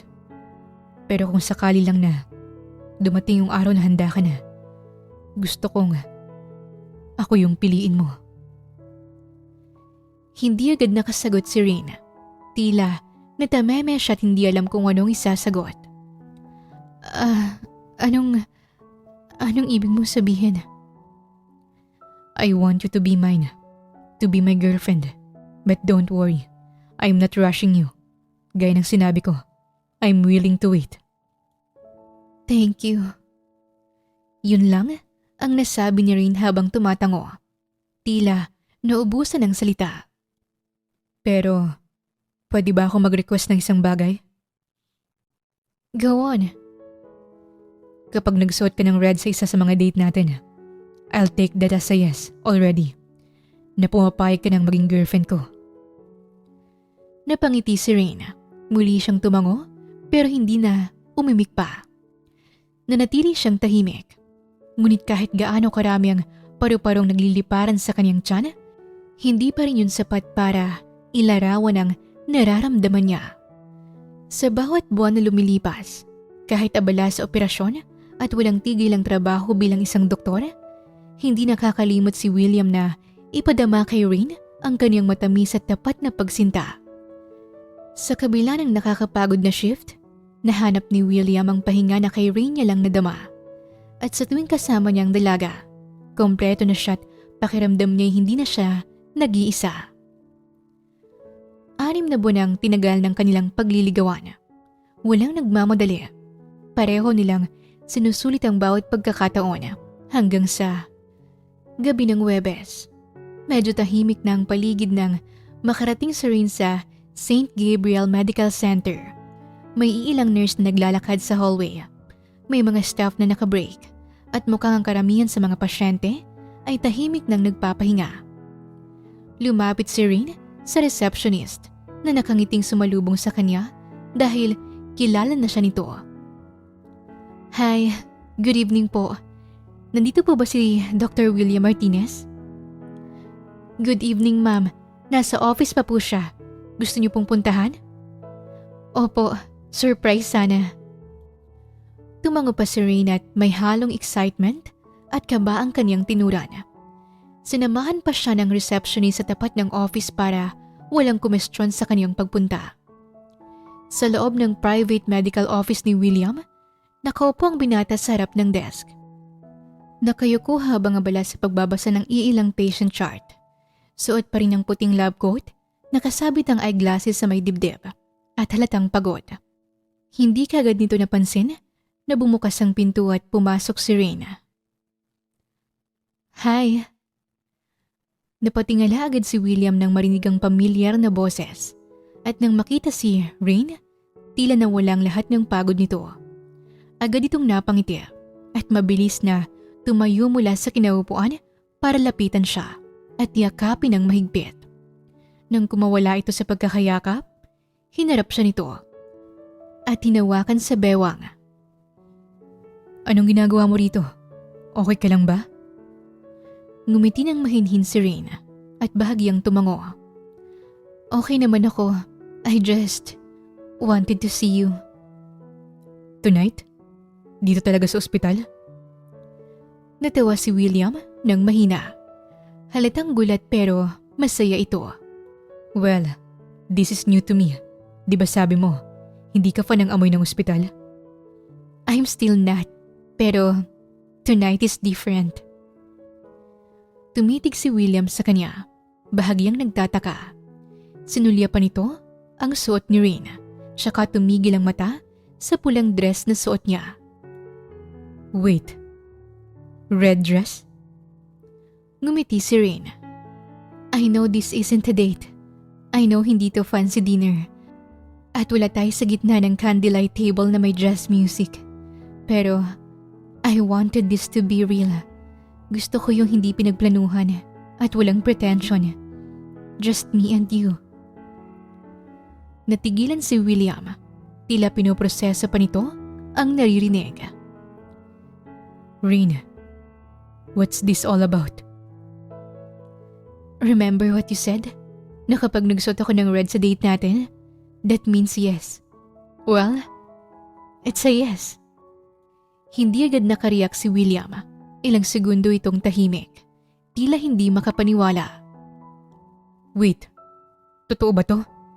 This isn't just a random outfit choice, right? Kasi baka naman, William. Pigil niya sa binata. Hinawakan niya ito sa magkabilang pisngi. It's a yes. Sinasagot na kita. I want to be your girlfriend. Biglang sumilay ang ngiti sa mukha ni William. Hindi lang basta ngiti, kundi yung klase ng ngiting mula sa kaluluwa. Yung tipong parang hindi nito alam kung iiyak, sisigaw o tatalon sa tuwa. Tumalikod dito sandali, parang pinipigilang mapatalon sa saya. Tapos muling humarap sa kanya. Alam mo ba kung gaano ko to hinintay? Naluluha ito pero pilit pinapatawa ang sarili. 6 months, Rain. 6 na buwang hindi ako sigurado kung kailan ka magiging handa. 6 na buwang nagpipray ako na sana sa araw na mangyari to, na handa ka na. Sana wala akong duty. Natawa si Rain habang pinapanood ang kaligayahan sa mukha ng binata. Lumapit sa kanya ng husto si William at dahan-dahang hinawakan ang magkabilang kamay niya. Thank you. Thank you for choosing me. No, thank you for waiting. Mahigpit siyang niyakap ni William, sapat lang para ipadama na ang tagal nilang paghihintay ay may patutunguhang mas matatag. I swear, Rain, one day, I won't just call you my girlfriend, but I will call you my home, my forever, my wife. Bulong ni William habang yakap pa rin si Rain. Napangiti naman siya at hindi na niya kailangan pang sagutin yon dahil sapat na ang mas lalong paghigpit ng yakap niya para ipadama ang gusto niyang sabihin. Patuloy na lumago ang relasyon ni Rain at William. Isang uri ng pagmamahalan na matatag, puno ng respeto, pag-unawa at suporta sa isa't isa. Sa kabila ng abalang schedule ni William bilang doktor at mga responsibilidad ni Rain sa kanilang kumpanya, hindi nila nakalimutang maglaan ng oras para sa isa't isa. Hindi naging perpekto ang lahat pagdating sa kanilang relasyon, pero natutunan nilang piliin ang isa't isa sa bawat pagkakataon. Matapos ang 2 taong puno ng pagmamahalang walang kondisyon, sa wakas ay tuluyan ng ikinasal sina Rain at William. Isang pangakong pag-ibig na walang wakas, ngayon at magpakailanman. Isang maliwalas na umaga sa Isla Hiraya. Sumisilip ang sinag ng araw sa pagitan ng mga dahon ng niyog at ang simoy ng hangin ay may dalang amoy ng dagat at kapayapaan. Magkasama at magkahawak kamay na nakatayo sina William at Rain sa harap ng halos patapos ng Isla Hiraya Community Primary Care Center. Simpleng building lang ito, may 5 silid, isang maliit na delivery room, pharmacy area at consultation room.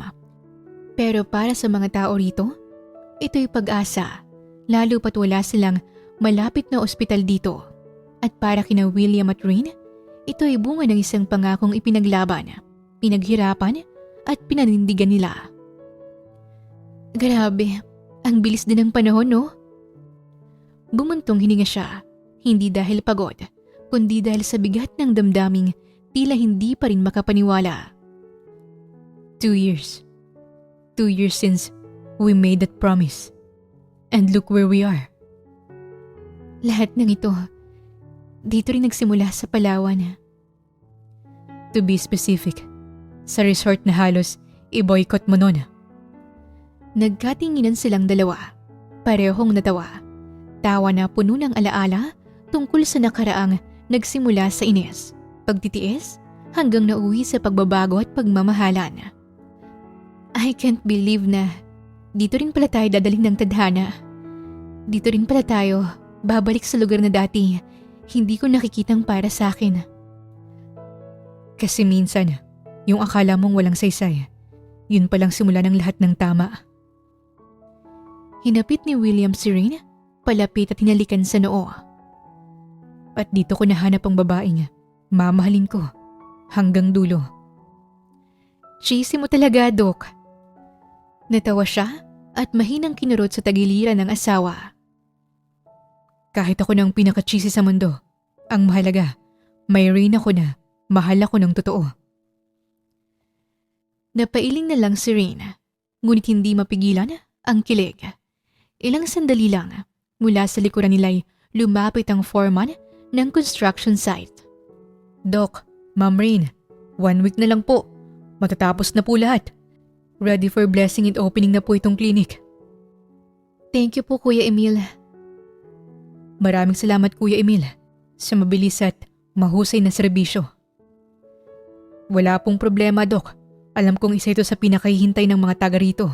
Nang sa ganun ay hindi na sila mahihirapang magpakonsulta sa doktor. Pagkalis ng foreman, napatingin si Rain sa malayo.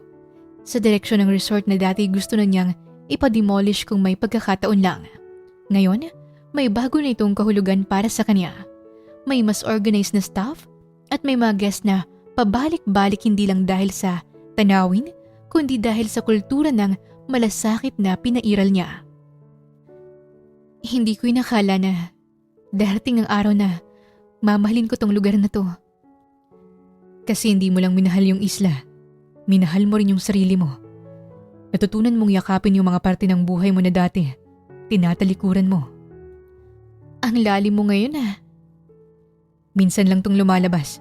Bihira kasi akong ma-inspire, lalo kapag hindi ko ang dahilan. Nagkatawanan sila, at sa gitna ng tawanan, may biglang lumapit na batang babae. May hawak na bulaklak. Isang 5 taong gulang na anak ng isa sa mga manggagawa. Ate Rain, Doc William, para po sa inyo.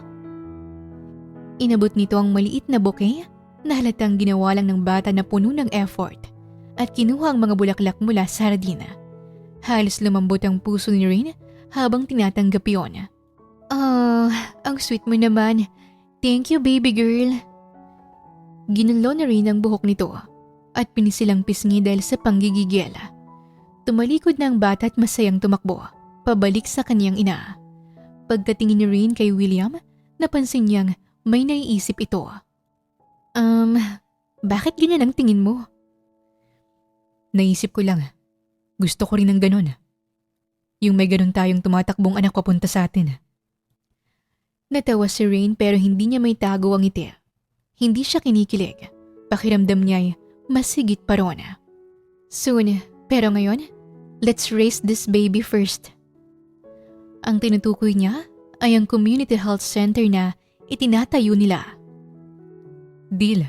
Pero kapag natapos na to, ikaw ang isusunod kong project. Bakit? Ano bang project mo sa akin? Operation Baby Monter Martinez. Ay nako, good luck sa'yo, Doc. Baka ikaw ang maunang ma-stress kapag natuloy yan. Muli silang nagtawanan at habang magkahawak kamay silang nakatanaw sa dulo ng araw, sa harap ng bagong simula, alam nilang hindi lang ito pagtatapos ng isang chapter. Ito ay panibagong kabanata ng buhay na magkasama nilang binuo. Hindi man perpekto, pero totoo.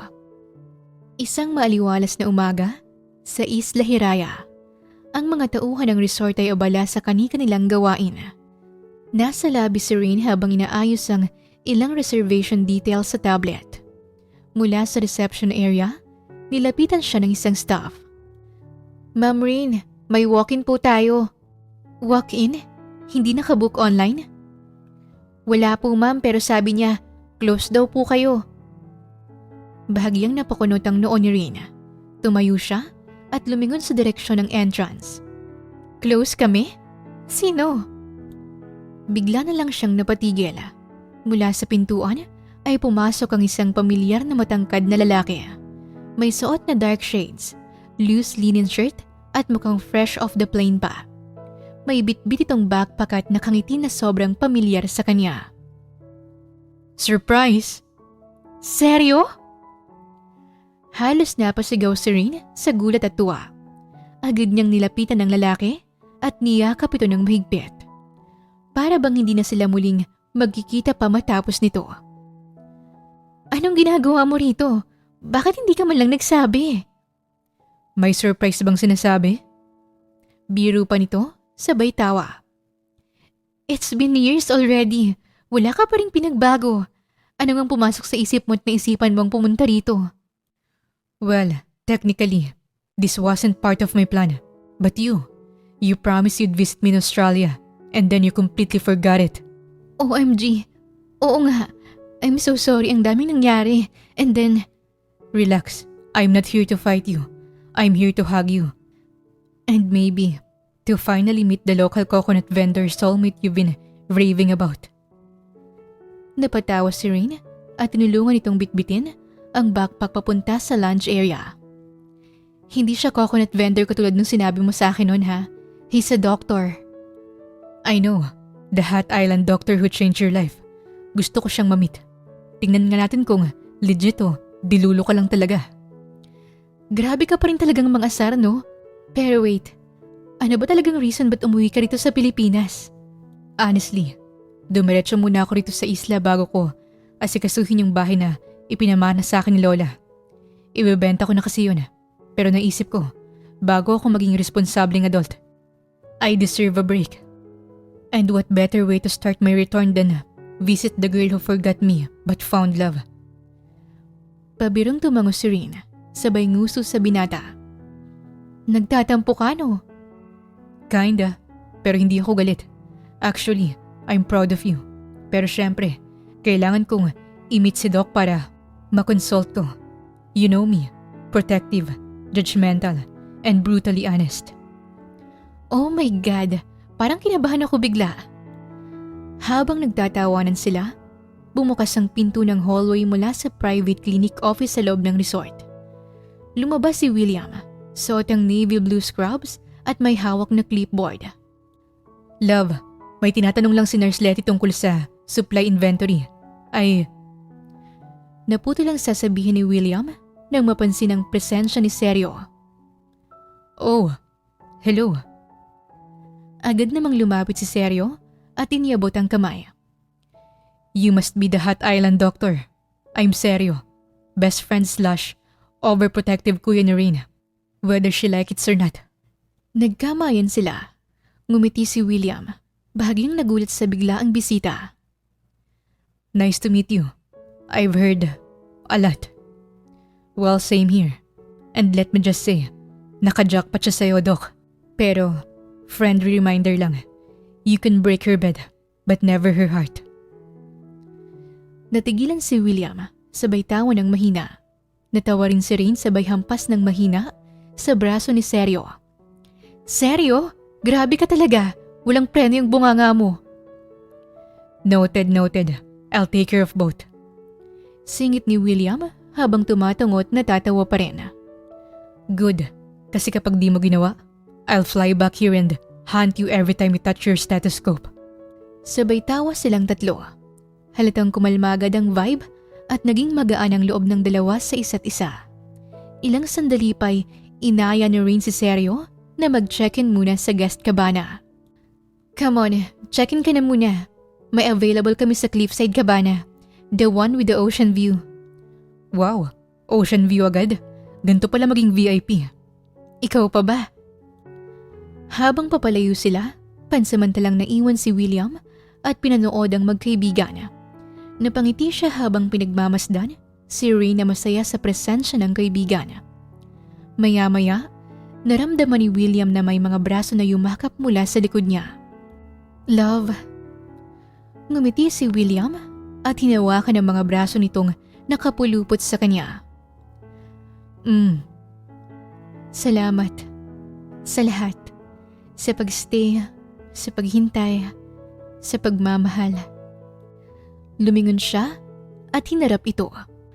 Magkalapit ang mukha nila at sa sandaling yon, tila matutunaw ang puso niya. Kahit kailan, hindi ako magsasawang mahalin ka, Rain. Promise me something. Anything. Na kahit gaano pa kagulo, kakomplikado, o unpredictable ang mga susunod na araw, pipiliin pa rin natin ang isa't isa. I promise, pipiliin pa rin kita. Palagi, kahit ilang seryo pang biglang maglanding dito at bantaan ang buhay ko. Napatawa si Rain, tsaka pinisil ng mahina ang pisngi niya. Ang kulit mo talaga? Pero seryoso ako. Hindi ko man masabi dati. Pero ngayon sigurado na ako na ikaw na yung tahanan ko. Rain, kahit saan tayo magpunta, basta kasama kita ayos na ako. At ikaw yung sigla ko. Kasi kahit parang microwave ang paligid dito minsan, basta nandyan ka. Willing akong maluto ng buhay.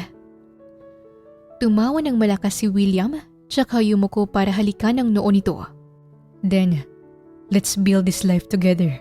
Dito sa isla, sa hirap, sa gulo, sa ginhawa. Kasama ka palagi. Nagyakapan silang muli. Sa kanilang paligid, maririnig ang alon ng dagat at huni ng mga ibon. Isang simpleng umaga, pero puno ng pangakong hindi na muling mag-iiwanan. Makalipas lamang ang isang taon, dumating ang isang biyayang ipinagdarasal ni William dahil nagdadalang tao na si Rain. Sa kasawiang palad, pumanaw na si Lolo Miguel. Ngunit naiwan sa puso ni Rain ang lahat ng tinuro nitong kabutihan at katatagan. Samantala, ipinangako ni Senyor Felipe ng kumpanya ng kanilang angkan ay ipapamana nito pagdating ng araw sa magiging apo nito kina Rain at William. Sa tulong ni William, na ngayon masigasig na doktor ng Isla Hiraya, lumago ang kauna-unahang community primary care center sa isla. Isang lugar ng lunas, pag-asa, at ng panibagong buhay para sa buong komunidad. At doon, sa puso ng Isla Hiraya, nag-ugat ang isang pagmamahalan na hinubog ng panahon. At namukadkad bunga ng tiwala, sakripisyo, at tunay na pag-ibig. Ang tunay na pagbabago ay nagsisimula sa pagtanggap, hindi lamang ng bagong kapaligiran, kundi ng sarili. Si Rain, isang babaeng lumaki sa luho at kabisado ang mundo ng karangyaan, ay natutong yakapin ang kabaligtaran ng kaniyang nakasanayan. Ang payak na pamumuhay, ang halaga ng serbisyo, at ang kabutihan ng puso. Sa Isla Hiraya, natutunan niya na ang totoong yaman ay hindi nasusukat sa suot mong brand o posisyong hawak, kundi sa mga taong pinili mong paglingkuran at mahalin ng totoo. Sa piling ni William, hindi lang niya natagpuan ang pag-ibig, kundi ang sarili niyang kakayahang magbago, magmahal at magpatawad. Ang kwento nila ay paalala na hindi kailangang maging perpekto ang mga plano para maging tama ang landas. Minsan, ang mga hindi inaasahang balakid, ang mga lugar na ayaw mong puntahan at ang mga taong akala mong hindi mo kailangan. Sila pala ang magiging daan para matuklasan mo ang buhay na may layunin, pagmamahal na totoo at kapayapaang hindi nabibili ng kahit anong salapi. Wakas! Maraming salamat po sa inyong pakikinig sa kwentong ibinahagi namin ngayong araw. Muli, ito po ang Tales of Siren at hanggang sa ating muling kwento. Maraming salamat po.